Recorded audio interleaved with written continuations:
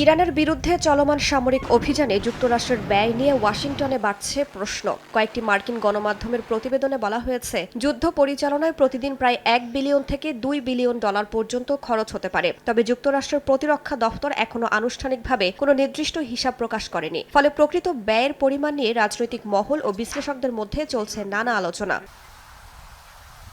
মার্কিন কংগ্রেসের বাজেট কমিটির শীর্ষ ডেমোক্রেট ব্রেন্ডান বয়েল যুদ্ধের প্রকৃত ব্যয় নির্ধারণে কংগ্রেশনাল বাজেট অফিসকে বিস্তারিত বিশ্লেষণের অনুরোধ জানিয়েছেন। গত 5 মার্চ পাঠানো এক চিঠিতে তিনি সামরিক অভিযান, লজিস্টিক সহায়তা, অস্ত্র ও সরঞ্জাম সরবরাহ, এমনকি কূটনৈতিক তৎপরতা ও বৈদেশিক সহায়তার সম্ভাব্য ব্যয়ও হিসাব করার আহ্বান জানান। একই সঙ্গে যুদ্ধ দীর্ঘস্থায়ী হলে বা ইরানে স্থল অভিযান চালালে ব্যয়ের সম্ভাব্য চিত্র কী হতে পারে তাও বিশ্লেষণের জন্য বলা হয়েছে।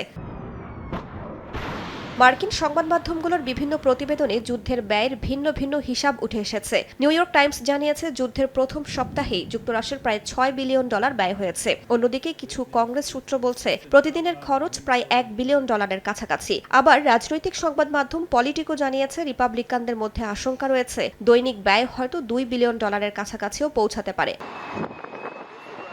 বিশ্লেষকদের মতে, যুদ্ধের শুরুর দিকে খরচ সাধারণত বেশি থাকে, কেননা তখন ব্যাপক আকারে বিমান হামলা ও প্রতিরক্ষা ব্যবস্থা সক্রিয় করা হয়। পেন ওয়ার্টন বাজেট মডেলের পরিচালক কেন্ট স্মেটার্সের মতে, প্রথম দিকে ব্যয় $2 বিলিয়ন পর্যন্ত পৌঁছালেও পরে তা কমে দৈনিক প্রায় $800 মিলিয়ন মতো হতে পারে। অন্য নিরাপত্তা বিশ্লেষকদের মতে, গড়ে প্রতিদিন প্রায় $1 বিলিয়ন ব্যয় হওয়াই বেশি বাস্তবসম্মত। এই বিপুল ব্যয়ের অন্যতম কারণ হচ্ছে অত্যাধুনিক অস্ত্র ও প্রতিরক্ষা ব্যবস্থার ব্যবহার। ইরানের ক্ষেপণাস্ত্র প্রতিহত করতে যুক্তরাষ্ট্র যে ইন্টারসেপ্টর মিসাইল ব্যবহার করছে তার প্রতিটির দামই কয়েক মিলিয়ন ডলার। এর পাশাপাশি মধ্যপ্রাচ্যের শতাধিক যুদ্ধবিমান, নজরদারি বিমান, জ্বালানি সরবরাহকারী ট্যাঙ্কার এবং একাধিক বিমানবাহী রণতরী মোতায়েন করা হয়েছে। এসব সামরিক সম্পদ পরিচালনা, রক্ষণাবেক্ষণ ও গোলাবারুদ সরবরাহ সব মিলিয়েই দ্রুত বাড়ছে যুদ্ধের ব্যয়।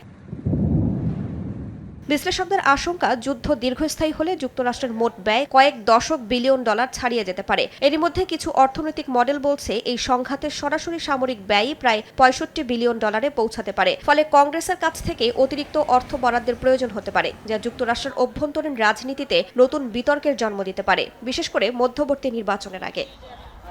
রাইসা জান্নাত, সময় সংবাদ।